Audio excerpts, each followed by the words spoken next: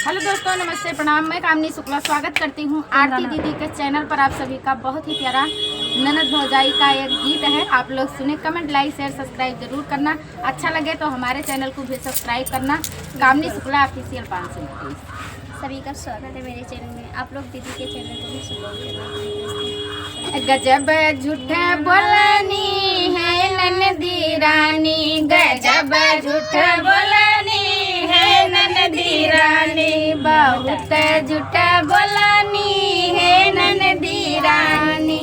कौने कॉलेजवा कैलू पढ़ाई, कौने कॉलेजवा में कैलू पढ़ाई, कैलू पढ़ाई, कैलू पढ़ाई। नियत तोहरी बिगाड़ी है मोरी ननदी, नियत तोहरी खोटी है ननदी रानी, बहुत झूठ बोलनी है ननदी रानी।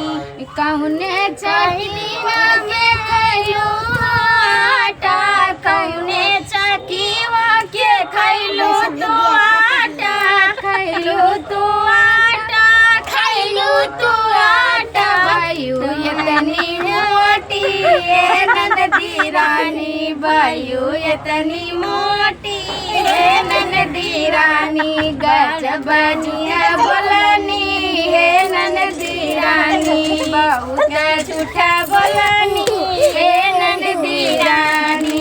कौने यारवा से नैना लड़ाई, कौने यारवा से नैना लड़ाई, कौने यारवा से जिया सीताई। भाई जोड़िया ललना ये छोड़ी ननदी, भाई जोड़िया ललना ये छोटी ननदी, गजब झूठा बोलनी ये छोटी ननदी, गजब झूठा बोलनी।